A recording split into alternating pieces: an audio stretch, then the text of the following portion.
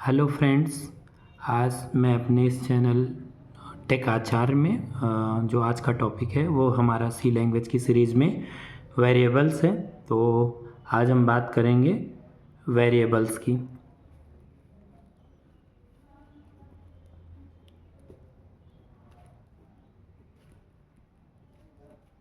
Variables in सी। तो variables की बात करें तो वेरिएबल क्या है, वो हम लोगों ने पढ़ाई था आइडेंटिफायर्स। तो जब भी हमें कोई भी डेटा टाइप्स का वेरिएबल डिफाइन करना होता है तो उसके कुछ सेट ऑफ रूल्स हैं। तो पहले हम लोग रूल्स की बात करते हैं। तो variable must be start with alphabets and under score only. Okay, तो कोई भी वेरिएबल का जो स्टार्टिंग होगा वो अल्फ़ाबेट से होगा। मीन्स कि capital A to capital Z and small A to small Z and underscore. Okay, केवल इनसे ही कोई वेरिएबल स्टार्ट हो सकता है, वही एक वैलिड वेरिएबल होगा। मीन्स आप किसी डिजिट से किसी वेरिएबल की स्टार्टिंग नहीं कर सकते। ठीक है, तो ये स्टार्टिंग लेटर्स आपके केवल ए टू जेड और अंडर स्कोर होंगे। और 0 to 9 आपके वेरिएबल में हो सकता है, बट स्टार्टिंग कैरेक्टर के बाद कहीं भी हो सकता है, वो वैलिड होगा डिजिट्स जो होगी 0 to 9।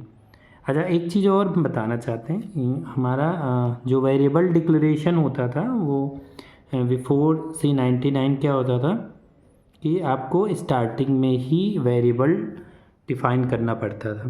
बट मतलब C99 ऑनवर्ड जो भी सी के एडिशंस आए उनमें आप ये वाला जो एक लिमिटेशंस बोल सकते हैं इसको, ये थी एक आपकी ये लिमिटेशन दूर कर दी गई। अब आप पूरे मेन फंक्शन में या किसी दूसरे फंक्शन में आपने जो आपका यूज़र डिफाइन फंक्शन है उसमें कहीं भी यदि आपने वेरिएबल डिक्लेयर करना तो एकदम टॉप में जाने की ज़रूरत नहीं है। कहीं भी आप वेरिएबल INT ए कहीं भी लिख सकते हैं, बशर्ते एक एक चीज़ आपको ध्यान देना होगा कि आपने हो सकता है वेरिएबल को यूज कर लिया और उसके बाद डिक्लेयर किया, तो फिर वो कंपाइलर एरर का पार्ट होगा। मतलब आपके कोई भी वेरिएबल यूज से पहले डिक्लेयर करना मस्ट है, ये अभी भी ये चीज़ आपको करनी पड़ेगी। बट पहले पुराने एडिशंस में कैसे था कि आप कहीं भी आपने कोई भी प्रोग्राम बनाया और बीच में आपको याद आया कि हमें एक वेरिएबल की और ज़रूरत है, INT जे भी चाहिए इस लूप के अंदर, तो क्या करना पड़ता था, उस जे को INT जे ऊपर सबसे पहली लाइन में जहाँ पे आपने INT आई जे के जो भी वेरिएबल लिखे वहाँ कॉमा लगा के लिखना पड़ता था। बट ये लिमिटेशन को अभी दूर कर दिया गया। अभी आपको एट प्रोग्राम के मिड में याद आता है कि हमें एक वेरिएबल और चाहिए INT जे, तो आप उसी लाइन पे INT जे लिख दीजिए। ठीक है, तो यदि हम इसकी बात करें क्या बोलते हैं हम कि कुछ एग्जांपल देखते हैं तो इससे ज़्यादा क्लियर होगा कौन से वैलिड वेरिएबल्स हैं और कौन से इनवैलिड वेरिएबल हैं, उनकी बात करें और साथ में हम आपको बताते भी जाते हैं। सपोज़ हमारा एक हमने ऐसे लिखा कि इंट अंडर स्कोर नम। ओके, एक वेरिएबल नेम है और इनिशलाइज हमने यहीं पे वैल्यू इनिशलाइज कर दी 5। ठीक है, तो ये हमारा वैलिड है क्योंकि कोई भी वेरिएबल की स्टार्टिंग अंडर स्कोर से हो सकती है, तो ये हमारा वैलिड है। ओके, इसी तरह यदि हमने कोई एक फ्लोट टाइप का एक वेरिएबल हमने बनाया, उसका नाम कुछ भी हमने दे दिया मार्क। ओके, अच्छा, ये हमारा जो सी है ये केस सेंसिटिव होता है। यदि आपने कोई वेरिएबल बनाया एज स्मॉल लेटर में और दूसरा वेरिएबल बनाया एज कैपिटल लेटर में, ठीक है, ये कैपिटल कर दिया या पूरा कैपिटल कर दिया, तो दोनों ये अलग है और ये अलग है। ठीक है, तो सी हमारी केस सेंसिटिव लैंग्वेज है। ओके, तो मार्क हमने कुछ भी इसमें इनिशलाइज किया, सपोज 50.55 सेमीकोलन। ठीक है, ये भी हमारा वैलिड है। ओके, और हमने एक बनाया कैर, कुछ भी नाम दे दिया, सपोज हमने नाम दे दिया चॉइस। ठीक है, इसमें हमने ए को इनिशलाइज कर दिया। ठीक है, तो ये भी हमारा वैलिड है। ओके, अब सपोज हमने एक वेरिएबल बनाया इंट और लिखा क्या, yes U B -1 equal to 40, ये हमारा इनवैलिड है। मीन्स यहाँ पे वेरिएबल नेम में माइनस नहीं हो सकता। ओके, स्पेशल कैरेक्टर में केवल अंडरस्कोर ही अलाउ है। अभी हमने कुछ डेटा टाइप नहीं दिया, सपोज ऐसे हमने लिख दिया एज 70, ये भी इनवैलिड है, क्योंकि कोई भी वेरिएबल के स्टार्टिंग में आपका डेटा टाइप होना चाहिए। ये वैलिड कब हो सकता था, जब हमने यहाँ कहीं पे ऊपर लिखा होता INT एज और फिर सेमीकोलन, और लास्ट में यहाँ बीच में आके हमने लिख दिया, मतलब डिक्लेरेशन टॉप में कर दिया और इनिशियलाइजेशन दूसरी लाइन पे यहाँ के किया एज इक्वल टू 70, देन ये वैलिड होता। बट अभी हमने टॉप में कहीं पे भी इसका डिक्लेरेशन नहीं किया, डायरेक्ट इनिशियलाइजेशन कर रहे हैं, तो ये हमारा ये लाइन इनवैलिड है। ओके, अभी सपोज फिर हमने नीचे टॉप में कहीं पे हमने एक चॉइस कैरेक्टर टाइप का बनाया था और हमने फिर से यहाँ पे लिख दिया मिड में, अपने प्रोग्राम के मिड में इंट चॉइस इक्वल टू 0, ठीक है, तो ये भी इनवैलिड हो जाएगा, क्योंकि हमने चॉइस को ऊपर एक बार कैरेक्टर टाइप का डिक्लेयर कर रखा है, तो फिर दोबारा से हम उसको नहीं डिक्लेयर कर सकते, तो ये भी हमारा इनवैलिड है। ओके, और एक दो और एग्जांपल देखते हैं हम लोग। मान लो हमने ऐसे लिखा, कोई लिख दिया सेल ऑफ EMP या इक्वल टू 2000, तो ये हमारा वैलिड है, क्योंकि बीच में हमारा अंडरस्कोर स्टार्टिंग में कहीं भी कर सकते हैं। अच्छा, एक और चीज़ जो है कि क्या हो सकता है, किसी वेरिएबल की लेंथ, वेरिएबल लेंथ जो है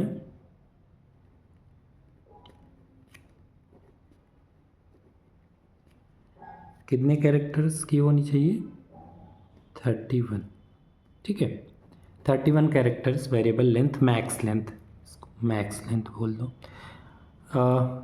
मीन्स कि आपने इससे बड़ा वेरिएबल बनाया तो ऐसा नहीं कि कोई एरर आएगा, वो होगा, बट कंपाइलर स्टार्टिंग के 31 कैरेक्टर को ही रिकॉग्नाइज करेगा और को अपना वो स्किप कर देगा। ओके, और हमने स्टार्टिंग में बात किया ही था कि जब भी कोई वेरिएबल, क्या होता है जब हमने कोई वेरिएबल इनिशियलाइज किया, हमने सपोज हमने लिखा INT A, ठीक है, तो हमारी जो मेमोरी होती है, हमारी यहाँ सेक्टर्स के फॉर्म में मेमोरी होती है, हर सेक्टर का अपना एक एड्रेस होता है, तो कहीं भी जहाँ पे भी ये मतलब अभी की स्पेस खाली है वहाँ पे A हमारा पॉइंट करने लगेगा इस लोकेशन को, ठीक है, उतने बाइट की, जितने डेटा टाइप के बाइट की ज़रूरत होगी उतने बाइट का ही एक ब्लॉक वो A के लिए रिज़र्व हो जाएगा। अभी जैसे ही आपने लिखा A5 को इनिशियलाइज किया तो वो 5 यहाँ पे जाके स्टोर हो जाएगा। ओके, इस मेमोरी का अपना कोई एड्रेस होगा, तो ये वेरिएबल के पार्ट में ही आ जाता है ये मेमोरी का। इनिशियलाइजेशन में कैसे मेमोरी यहाँ पे स्टोर होती है वो हम लोगों ने देख लिया। अभी सपोज ऐसे भी हम लिख सकते हैं कि हमने लिखा INT कुछ भी A, B, C, ठीक है, ये भी हमारा वैलिड है। आप एक ही लाइन में सेम टाइप के वेरिएबल्स को डिक्लेयर कर सकते हैं। ओके, बट ये इनवैलिड हो जाएगा यदि आपने ऐसे लिखा INT num1, ओके, फिर कॉमा लगाया और दूसरा वेरिएबल दे दिया फ्लोट num2 सेमीकोलन, ये हमारा इनवैलिड है। ओके, क्योंकि सेम लाइन पे डिफरेंट डेटा टाइप्स के वेरिएबल को डिक्लेयर नहीं कर सकते, ठीक है। अभी यदि हम सिंटैक्स की बात करें तो सिंटैक्स की बात करें तो क्या होगा, पहले होगा टाइप मीन्स डेटा टाइप और फिर वेरिएबल की लिस्ट हो सकती है। ओके, तो ये हमारा सिंटैक्स हो गया। मतलब कि जैसे ये ऊपर हमने बताया ना, टाइप में क्या हो गया, ये हमने ये टाइप दे दिया इंट और वेरिएबल लिस्ट में आ गया A, B, C, तो ये एक तरह से हमारा सिंटैक्स है। और एक और सिंटैक्स की यदि बात करें, ये तो हमारा हो गया केवल डिक्लेरेशन के लिए। दूसरा सिंटैक्स की बात करें तो मतलब हमारा टाइप और हो गया variable name, variable name equal to value. ठीक है, ये भी एक सिंटैक्स है। ये कब है? इस वाले में हमारा केवल डिक्लेरेशन था और इसमें हमारा डिक्लेरेशन एंड इनिशियलाइजेशन दोनों। मीन्स क्या, आपने ऐसे लिख दिया int a equal to 5 b equal to 10, okay, semicolon. तो ये हमारा declaration and initialisation both part एक साथ हो गए। ठीक है, कुछ भी और देखते, जैसे हमने लिख दिया कैर, वेरिएबल का नाम ले दिया x, उसमें हमने स्टोर कर दिया कैपिटल A। ठीक है, तो ये भी हमारा variable declaration and initialisation both एक साथ हो गया। वेरिएबल के बाद नेक्स्ट क्या आता है? Type conversion. ओके, तो नेक्स्ट की यदि हम बात करें तो क्या आएगा? Type conversion in C. Okay, तो टाइप कन्वर्जन इन सी में क्या है? सबसे पहला टाइप, दो तरह के टाइप होंगे, एक implicit conversion and explicit conversion. तो इम्प्लिसिट कन्वर्जन की बात करते हैं अभी हम लोग। तो हमारा सबसे पहला टाइप का जो है वो क्या है? इम्प्लिसिट। इसको आप ये बोल सकते हो, ऑटोमेटिक भी बोल सकते हो, ऑटोमेटिक। ओके, तो इम्प्लिसिट में क्या होगा कि जो भी आपका छोटे डेटा टाइप्स हैं वो बड़े डेटा टाइप्स में इजीली कन्वर्ट हो जाते हैं अपने आप। ठीक है, मतलब कि यदि हम बात करें तो smaller type implicitly converted into larger data type। Okay, means कि जैसे कि हमारा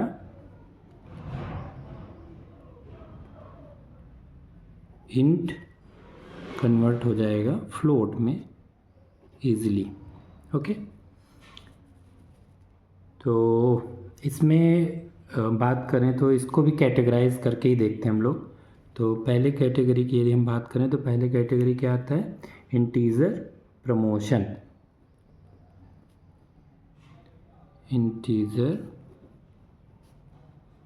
प्रमोशन। ओके,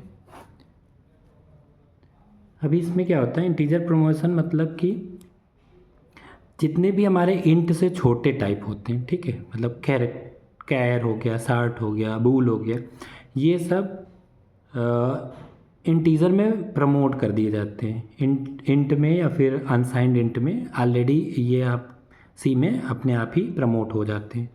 ठीक है, तो मीन्स कि यदि हम बात करते हैं कैर, सार्ट, बूल भी छोटा ही होता है, तो ये हमारा प्रमोट हो जाते हैं किस में? इंट में या फिर अनसाइंड इंट में।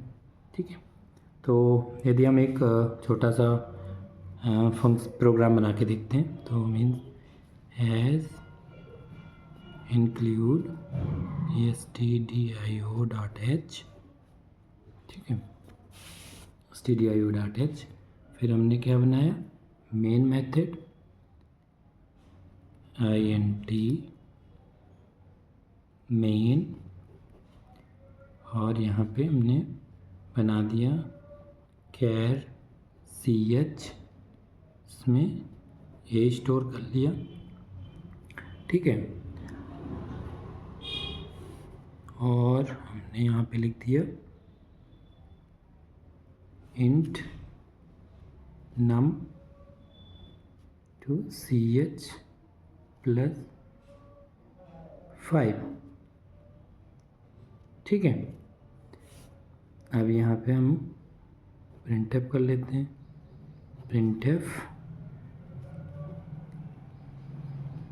रिजल्ट इक्वल टू %d, ये फॉर्मेट स्पेसिफायर मैंने आपको पहले ही बता रखा है, %d, और यहाँ पे देना होता है वेरिएबल नेम नम, सेमीकोलन, रिटर्न 0, बंद कर दिया प्रोग्राम। तो हमारे आउटपुट स्क्रीन पे क्या आएगा? आउटपुट स्क्रीन पे आएगा रिजल्ट इक्वल टू 70। ठीक है, अब कैसे हुआ? क्योंकि यहाँ पे क्या होगा, जो हमने ए लिखा, चूँकि अभी हमने ऊपर बताया कि जो भी हमारे इंट से छोटे वाले डेटा टाइप है वो इंटीजर में प्रमोट हो जाते हैं। मीन्स आप लिखोगे ए, बट सी एच में क्या स्टोर हो जाएगा? ASCII value of A. ठीक है, ASCII value of A equal to, A की एस्काई वैल्यू क्या होती है? 65। ठीक है, तो ये यहाँ पे सी एच ना हो गया 65 हो गया, 65 + 5 70। ठीक है, तो ये हमारा हो गया इंटीजर प्रमोशन। अब दूसरा जो टाइप है वो क्या आएगा? Arithmetic conversion. अरिथमेटिक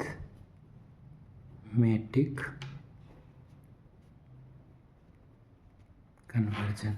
ठीक है, तो अरिथमेटिक कन्वर्जन की बात करें तो यहाँ भी वैसे ही है कि स्मॉलर टाइप जो है कन्वर्ट हो जाएगा लार्जर टाइप में।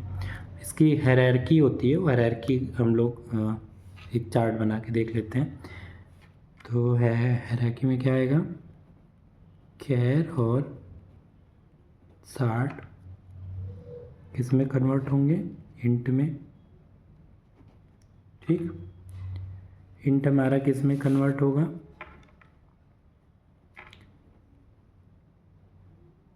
अनसाइंड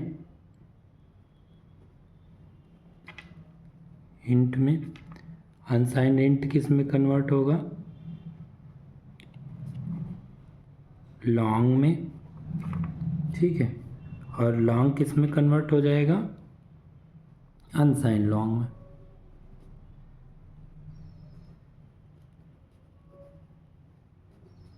ठीक है, और अनसाइंड लॉन्ग किस में कन्वर्ट होगा? फ्लोट में, और फ्लोट होगा डबल में, और डबल कन्वर्ट हो सकता है लॉन्ग डबल में।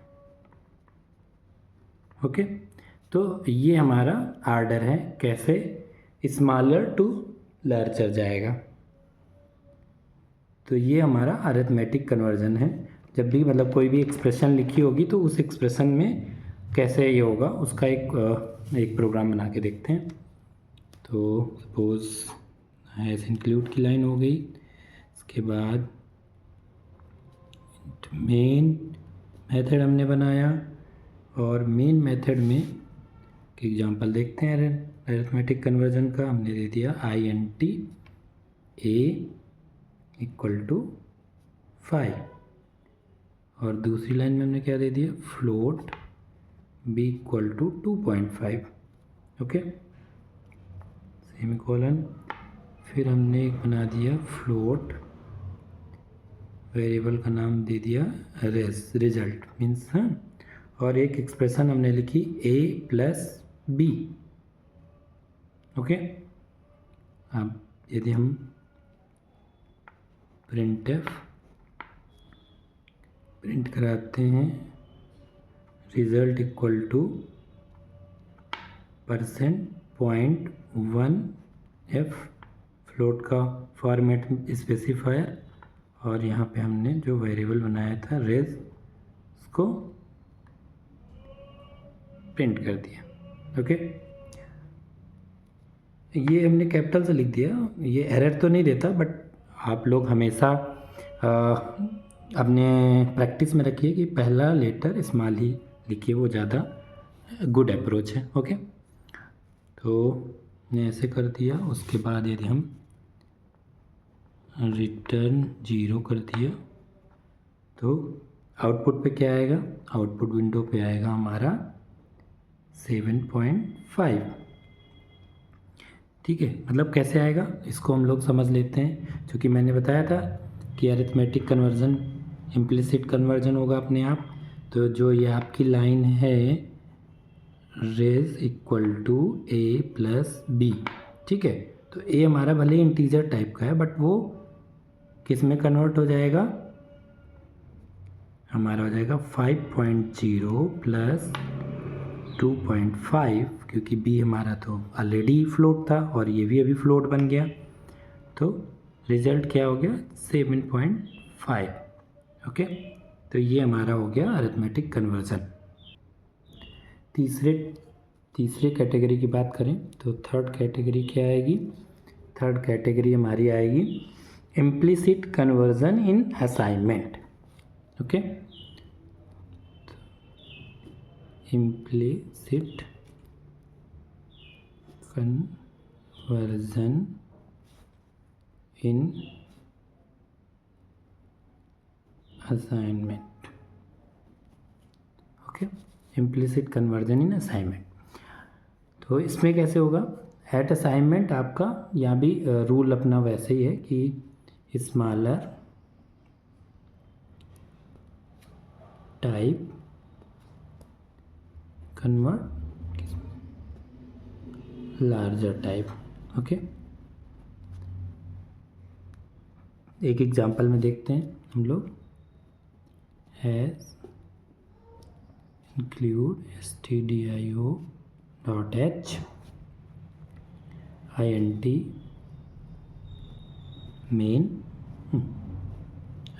मेन और उसके बाद हमने यहाँ पे क्या लिख दिया, एक वेरिएबल इनिशियलाइज किया int x equal to 10। Okay, दूसरा क्या है, float y equal to x। तो ये वाली लाइन हमारी क्या हो गई, कमेंट में यदि यहीं पे हम लोग लिख लें समझने के लिए, implicit conversion into float. Okay, तो ये हमारा x इंटीजर टाइप का है बट ये स्मॉलर डेटा टाइप है और ये हमारा लार्जर है, तो ये इम्प्लिसिटली कन्वर्ट हो गया एट असाइनमेंट। ओके, तो अभी यदि हमने प्रिंटफ किया, printf y equal to %.2f और यहाँ पे हमने वेरिएबल y दे दिया, रिटर्न 0 कर दिया, तो आउटपुट विंडो पे क्या आएगा, आउटपुट विंडो की यदि बात करें तो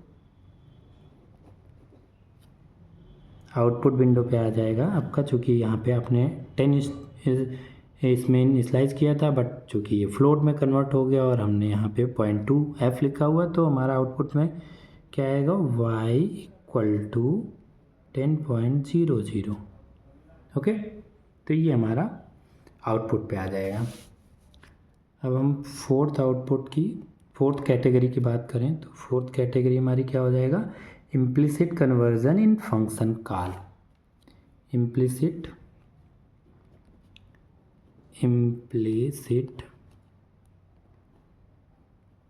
conversion in function call. Okay, तो इस पे कैसे होगा, यहाँ भी ये आप मान के हमेशा के लिए रख लीजिए कि हमेशा स्मॉलर टू लार्जर में ही हम इम्प्लिसिट कन्वर्जन करते हैं। ओके, करने को आप लार्जर टू स्मॉलर भी कर सकते हैं बट उसमें डेटा लॉस होता, तो इसलिए हमेशा जब भी आप कोडिंग लिखे तो वैसे ही लिखे कि हमेशा कन्वर्जन के टाइम पे लार्जर में ही स्मॉलर को असाइन कीजिए। ओके, तो इसका एक एग्जांपल देख लेते हैं। तो तो इसमें एग्जांपल हैज़ इंक्लूड stdio.h, यहाँ पे हमने बनाया int मेन, और मेन के अंदर, ठीक है। अब चूँकि फंक्शन कॉल की बात हो रही थी तो देखो एक चीज़ मिस हो गया। ये हमेशा याद रखना पड़ेगा कि सबसे पहली लाइन यहाँ पे मेन से ऊपर ही फंक्शन का डिक्लेरेशन होगा, ओके। तो उसके बाद ही आप मेन लिख सकते हैं। इवन आप ये भी कर सकते हैं कि पूरा डिक्लेरेशन और फंक्शन की डिफिनीशन भी मेन से टॉप में दे दें, बट डिक्लेरेशन मस्ट है। डिफिनीशन भले ही आप नीचे करें, बट डिक्लेरेशन पहली लाइन जो है आपकी फंक्शन के डिक्लेरेशन टॉप में ही करना पड़ेगा, ठीक है। तो हम लोग डिक्लेरेशन वाली लाइन लिख देते हैं। हमने एक बना दिया वाइड, फंक्शन का नाम है disp डिस्प्ले, और इसका टाइप क्या है, टाइप हमारा डबल नम, और क्योंकि हमको यहीं पे केवल डिक्लेयर कर देना तो यहीं पे बॉडी नीचे हम डिफाइन करेंगे तो सेमीकोलन। ये पहली लाइन हमारा फंक्शन डिक्लेरेशन। फिर हमने मेन मेथड लिखा। अभी मेन के अंदर हमने क्या लिखा, int a इक्वल टू 5, और हमने फंक्शन कॉल कर लिया disp इस a, ओके। और यहाँ से रिटर्न 0, ये हमारा मेन बंद हो गया। अब आप फंक्शन की बॉडी डिफाइन कर देते हैं। तो जो प्रोटोटाइप पहले हमने लिखा सेम वही लाइन पहले लिखते हैं, डिस्प डबल नम, और यहाँ पे फंक्शन की बॉडी की बात करें तो फंक्शन की बॉडी आ गई। इसके अंदर हमने प्रिंटफ किया है। प्रिंटफ में क्या लिखा, number equal to %.2 f num, okay. चूँकि ये वाइड है तो रिटर्न करने की ज़रूरत नहीं है, हमने बंद कर दी, ठीक है। अब आपके आउटपुट विंडो पे क्या आएगा, चूँकि ये हमारा इंटीजर था और हमने यहाँ से इंटीजर पास किया, तो ये हमारा जो कि सेम नाम के इंटीजर में हमने डबल दे रखा है, तो यहाँ पे इम्प्लिसिट कन्वर्जन हो जाएगा, इंटीजर डबल में आ जाएगा। और जब यहाँ पे आउटपुट में आप देखोगे तो आपने स्टोर 5 किया था, बट आउटपुट में क्या मिलेगा, नंबर इक्वल टू 5.00, ओके। तो ये हो गया, ठीक है। तो ये हमारा फोर्थ कैटेगरी हो गई। एक पॉइंट जो हमने पहले ही बताया था कि क्या होगा, इम्प्लिसिट कन्वर्जन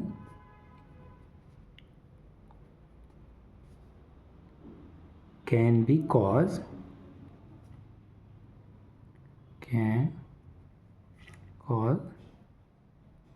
डेटा लॉस, ठीक है।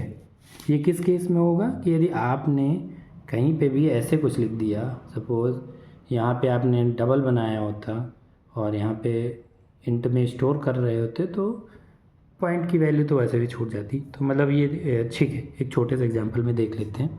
सपोज़ हमने इंट मेन बनाया और हमने यहाँ पे डबल डी इक्वल टू 99.99, ठीक है, ये स्टोर किया। और दूसरी लाइन पे हमने क्या लिख रखा है, int x equal to D, ठीक है। तो अब ये हमारा स्मॉलर है, ये लार्जर है, और इंट है, ये वैसे भी फ्रैक्शनल पार्ट को छोड़ देगा, तो डेटा लॉस चांस पूरे हो गए। तो अभी यहाँ पे क्या स्टोर हो जाएगा, x में केवल स्टोर होगा 99, ठीक है। तो ये हमारा ये लॉस हो गया, डेटा लॉस, ठीक है। तो हमेशा इम्प्लिसिट कन्वर्जन में आपको ये चीज़ हमेशा अपने ध्यान पे रखना है कि कभी भी जब भी आप कुछ भी वेरिएबल की एक वेरिएबल से दूसरे वेरिएबल में असाइन कर रहे हैं तो वहाँ पे ये चीज़ आपको पॉइंट हमेशा याद रखना है कि जो है smaller to larger data type assign करेंगे तो डेटा लॉस के 0% चांस ही रहेंगे, कभी भी डेटा लॉस नहीं होगा। बट आपने यदि उल्टा कर दिया तो डेटा लॉस हो सकता है। ओके फ्रेंड्स, तो हम लोग नेक्स्ट वीडियो में एक्सप्लिसिट कन्वर्जन देखेंगे। तो आप हमारे इस वीडियो पे कमेंट करके जो भी आपकी क्वेरी हो पूछ सकते हैं, मैं उन क्वेरी का आपको जवाब दूंगा, आंसर दूंगा। और मेरे वीडियो को लाइक करिए, अपने फ्रेंड्स को ये वीडियो शेयर करिए। ठीक है, तब तक के लिए नमस्कार, मिलते हैं दूसरे वीडियो में।